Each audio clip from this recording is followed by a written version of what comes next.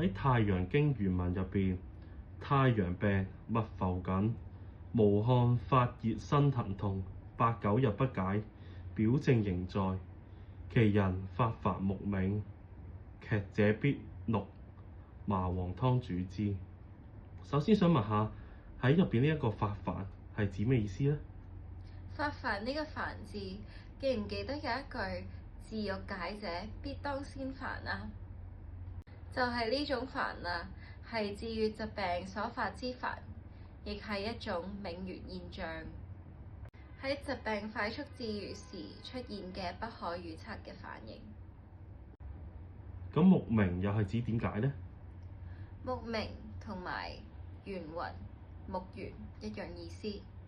咁最後嘅劇者必熝又係指咩意思呢？佢呢個就係指會出現流鼻血嘅情況。咁我見到呢一條原文嘅筆法呢，其實都用緊一個倒裝句嘅特點喎。咁點解佢要咁做呢？係文中其人發煩目眩，劇者必熝，呢個應當放喺麻黃湯主之嘅後面解釋。太陽病經過8、9日，病邪大多數離開太陽嘅位置，移到少陽、陽明。但係即使過咗8、9日，但係脈浮緊、身痛、無汗，咁就代表表症仍然存在，所以應當用麻黃湯發汗。